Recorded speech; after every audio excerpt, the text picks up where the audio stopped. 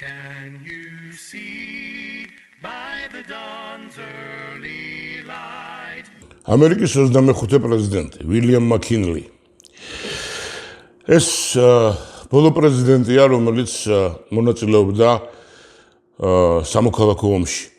და როგორც ყველა მისი წინამორბედები, ფაქტურად ტრადიციული გზა გაიარა, იურისტი, პოლიტიკოსი და შემდეგ პრეზიდენტი, თანაც სამოქალაქო ომის ვეტერანი. უილიამ მაკინლიმ შემოაბიჯა მე-20 საუკუნეში 1901 წელს ხელმეორედ აირჩიეს ორი ვადით, მეორე ვადით, მაგრამ არ დასწალდა მეორე ვადა და მესამე პრეზიდენტია ამერიკისა, რომელიც მოკლეს 6 თვე არ იყო გასული მეორე ვადის. მაგრამ მოდი მივყვათ თანმიმდევრულად. უილიამ მაკინლი დაიბადა ოჰაიოში. მე-7 შვილი იყო 9 და-ძმას შორის. მისი მშობლები პრინციპულად აბოლიციონისტები იყვნენ, ანუ მონათლობელების წინააღმდეგი, ასევე გაზარდეს თავისი შვილები, კერძოდ უილიამ მაკინლი ძალიან დიდი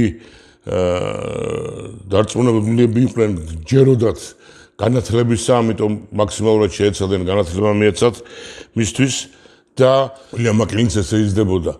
როგორც კი ახალგაზრდა კაცი იყო, როცა სამოქალაქო ომი დაიწყო, არც დაფიქრებულა ისე ჩაება მოხალისედ სამოქალაქო ომში და იქ გაიარა საკმაოდ წარმატებული კარიერა. ოფიცრობამდე, რიგითიდან ოფიცრობამდე იბრძოლა იომა, ომის მერე როგორც ყველა დანარჩენი პრეზიდენტი გახდა იურისტი, საკმაოდ წარმატებული იურისტი და შეუდგა პოლიტიკოსის კარიერას. იყო წარმომადგენელი თავისი ოლქისა და შემდეგ ოჰაიოს გუბერნატორი იყო რამდენჯერმე. რესპუბლიკელი და ისე მივიდა 97 წლის არჩევნებამდე, რომ პრაქტიკულად რესპუბლიკურმა პარტიამ გადაწყვიტა, რომ ეს არის ერთადერთი კანდიდატი, რომელიც ღირსეულად წარადგენს პარტიას პრეზიდენტობისათვის. უკვე გითხარით, მაკინლი პირველი პრეზიდენტია მე-20 საუკუნეში, რომელიც შემოვიდა და ამას მოყვა მთელი რიგი სიახლეებიც. მაგალითად, მაკინლის ინაგურაცია პირველი ამერიკის პრეზიდენტებს შორის, რომელიც კინოკადრებით შემონახულია. ანუ უკვე ინტერნეტში ვინც ერკვევით და შეგიძლიათ მოძებნოთ და შეგიძლიათ უკვე ცოცხალი კადრები ნახოთ მაკინლის შესახებ. მაკინლი ცნობილია როგორც იმპერიალისტი პრეზიდენტი, როდესაც ამერიკა მიაღწია ფაქტურად პირველად ასეთ იმპერიულ პოლიტიკას სიმძლავრეს სამოა, ჰავაი, კუბის კრიზისი, ესპანეთთან ომი, ფაქტურად მაკინლიმ წაართვა კუბა ესპანეთს, თავიდან მოლაპარაკებებით უნდოდა ამისი კუბის დამოუკიდებლობის მიღწევა, მაგრამ არ მოხერხდა და მოკლე ომი შედგა ესპანეთთან, სადაც ესპანეთი ტოტალურად დამარცხდა. ეს მაკინლის დროს მოხდა და დამყარდა კუბის დამოუკიდებელი სახელმწიფო, რომელიც ფაქტურად იყო ამერიკის პროტექტორის ქვეშ. ასევე ცნობილია, რომ მაკინლიმ თავე დაუდო რესპუბლიკელების ძალიან დიდხნიან დომინაციას ამერიკულ პოლიტიკაში, ფაქტურად 30-იან წლებამდე, მე-20 საუკუნის 30-იან წლებამდე, 32 წელი იყო გარდამტეხი, როდესაც რესპუბლიკელები ფაქტურად მართავდნენ მთლიანად ამერიკას. ასევე ცნობილია მისი ეკონომიკური მიღწევები, საუკუნის დასაწყისში მან მთელი ეკონომიკა მიაბა ოქროს, დოლარი ყარად იყო მიმული ოქროზე და ეკონომიკური და ინდუსტრიული წინსვლაც იყო. ამერიკა ფაქტურად ჩამოყალიბდა მაკინლის დროს იმპერიად.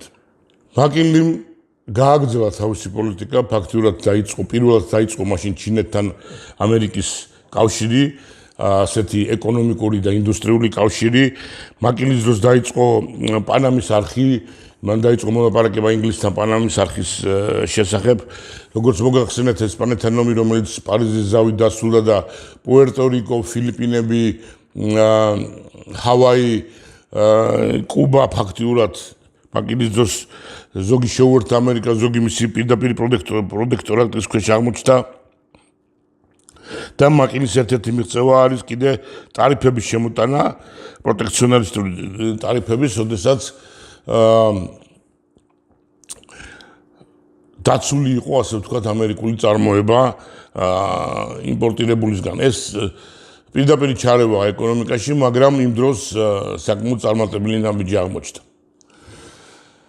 მაკინლი მეორედ აირჩიეს პრეზიდენტად, შედგა ინაugurაცია, მან ინაugurაციის შემდეგ მოაწყო ტურნე ამერიკის ძირითად ქალაქებში, ძალიან წარმატებული, საერთოდ ძალიან უყვარდა ხალხთან ყოფნა, გამოსვლები, სხვადასხვა ღონისძიებებში მონაწილეობა, მაგრამ შეშფოთებული იყვნენ მისი თანამშრომლები, იმიტომ რომ სწორედ მაშინ მოხდა იტალიის მეფის მკვლელობა, ანარქისტები გააქტიურდნენ და რაღაც სიგნალები იყო, რომ ამერიკაშიც არის ეს სიტუაცია და 6 თვე იყო გასული მისი გაპრეზიდენტებიდან, როდესაც ასეთი ღონისძიება ტარდებოდა და ანარქისტი ლეონ ქსოლგოცი, როგორც ამბობენ, სწორედ წარმოთქვა მის გვარს თუ არა არ ვიცი, ორჯერ ცადა. ერთხელ პირველ დღეს ამ ღონისძიების პირველ დღეს მიუახლოვდა მაკინლის, მაგრამ დაეჭვდა, რომ მოარტყამდა მიზანში და ამიტომ შეფერხდა სრულად და მეორე დღეს ხელმეორედ გაიმეორა ეს, უკვე რაღაც მუსიკალური ნაწილი იყო და საკმაოდ ახლოს მიუახლოვდა პრეზიდენტს, ცხვირსახუცით ჰქონდა დაფარული იარაღი და ესროლა ორი ტყვია, ორივე გაარტყა. მაშინ ჯერ კიდევ ეს სპეცსამსახურები ისე არ მუშაობდნენ, როგორც ახლა და ამიტომ მისცეს ესე მიახლოების უფლება. მაკინლი მაშინვე არ გარდაიცვალა. სხვათა შორის მაშინვე ვერ იპოვეს მეორე ტყვია და მომდევნო დღეებში რაღაც თითქოს გამოკეთდა და იმედი მიეცათ, რომ პრეზიდენტი გადარჩებოდა, მაგრამ შემდეგ მკვეთრად გაუარესდა მისი მდგომარეობა და მერვე დღეს პრეზიდენტი მაკინლი გარდაიცვალა. იმ მომენტისათვის მაკინლი ძალიან პოპულარული იყო, როგორც ისტორიკოსები ამბობენ, ყველაზე საყვარელი პრეზიდენტი იყო პრეზიდენტებს შორის მაშინ. რასაც ვერ ვთქვით ახლა, დრო გავიდა და მაკინლის მეტწილად მივიწყებას მიეცა, მაგრამ მაინც ითვლება ერთ-ერთ წარმატებულ პრეზიდენტად ამერიკაში. გამოუშვეს ოქროს სამახსოვრო დოლარიანი მაკინლის გამოხატულებით. ყველაზე მაღალ მთას ჩრდილო ამერიკაში დაერქვა მაკინლის, ალასკაზეა და გამოცხადდა ნაციონალურ პარკად. ის ადგილი უამრავ ადგილებს ჰქვია მაკინლის სახელი, არსებობს მისი ბიბლიოთეკა, ტრადიციულად საპრეზიდენტო ბიბლიოთეკა და ასე შემდეგ. მას მერე მისი ვიცე-პრეზიდენტი ტრადიციულად გახდა პრეზიდენტი, ამაზე შემდეგ მოგვიყვებით. ეს კი რაც შეეხებოდა ამერიკის 25-ე პრეზიდენტს, პრეზიდენტ მაკინლის. Can you see by the dawn's early light